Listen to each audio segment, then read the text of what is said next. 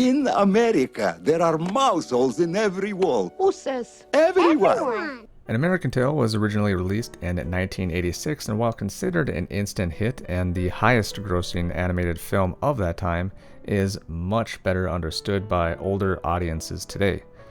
Other animated films of that year did not enjoy nearly as much initial success as this one did in the Disney-like era of movies that the director of this film became known for.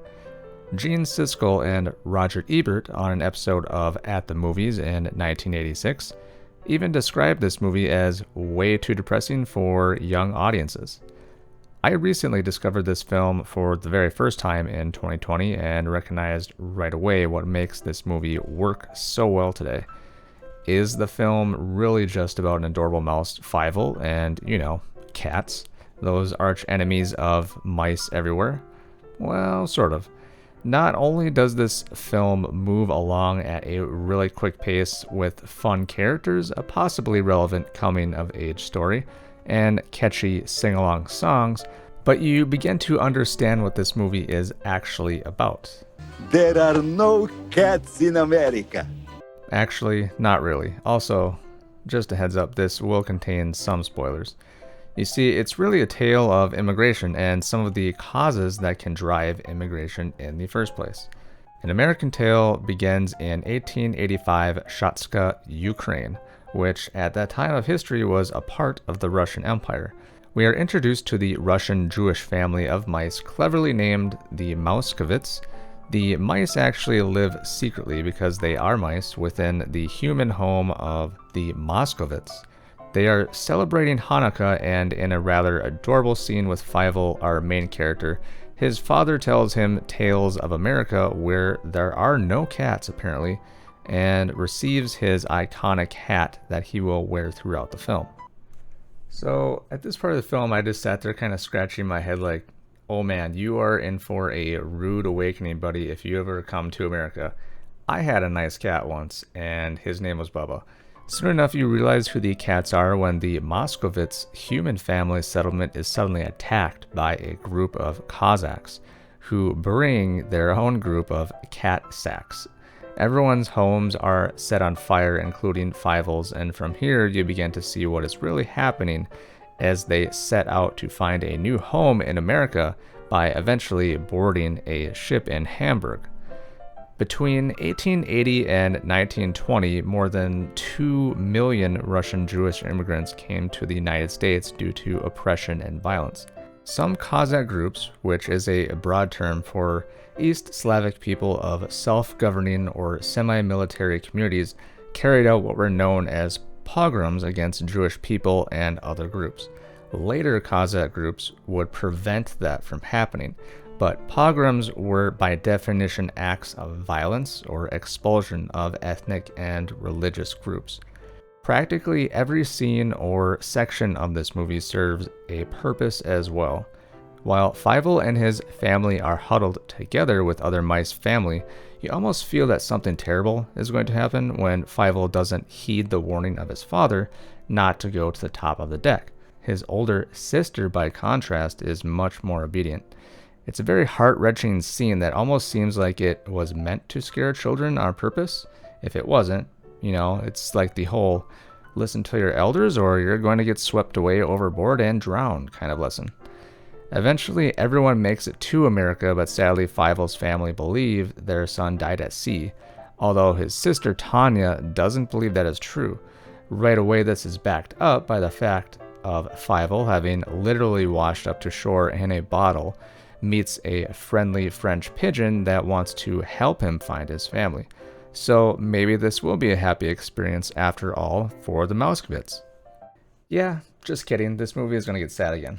Unfortunately, the immigrant mice realize that there are indeed cats in America.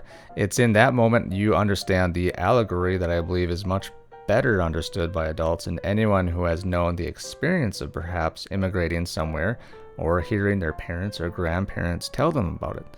Kind of like how Steven Spielberg, who also helped collaborate on this movie with the director Don Bluth, related stories that his grandfather told him that subsequently influenced the movie itself.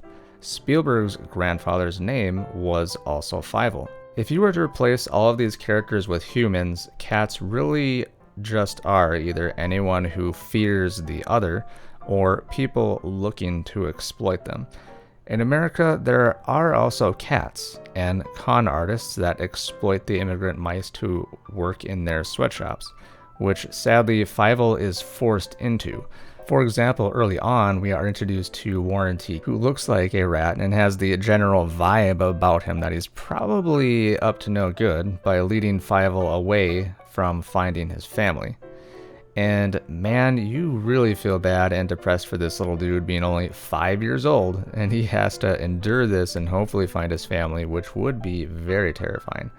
And that's why I like this movie so much. You absolutely want Fievel to find them, even though he endures the reality that America isn't exactly devoid of this exploitation. But the movie doesn't say out loud or explain these issues in society in general. You'll recognize it if you understand that these are issues that often still sadly exist. There's even a scene later on where American mice and other immigrant mice want freedom from cats, and they try to hatch a plan to do exactly that. It's funny and very relevant. They even have a public gathering of sorts in a park to protest the way that they are treated. Why did we come to America? For freedom. And I just kept thinking during this scene, you know, if this really was just a movie about the life of animals, yep, good luck with that. There are cats everywhere, man. Are there even any nice cats in this movie? You know, I thought all cats were supposed to be mean.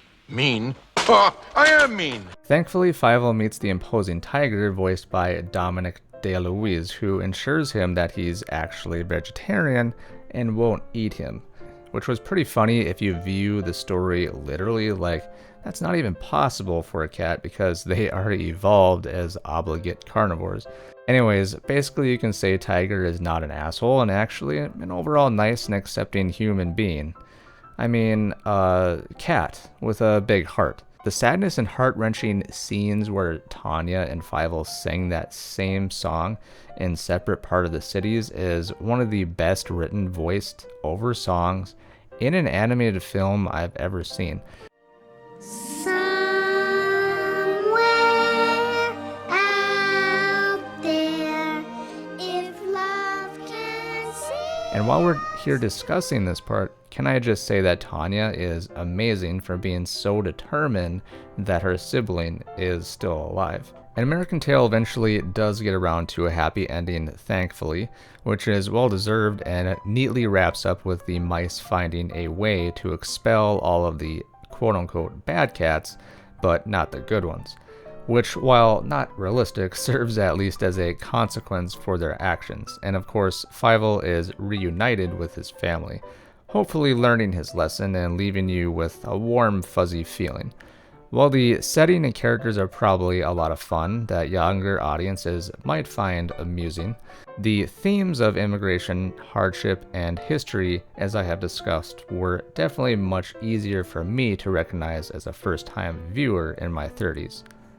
Thanks so much for watching. If you did enjoy this video, let me know. Did you also watch this movie as a kid, or did you watch it for the first time as an adult and understand the themes a lot better? If you did like this video thing I made, you can click down below to do all that YouTube stuff. See you next time.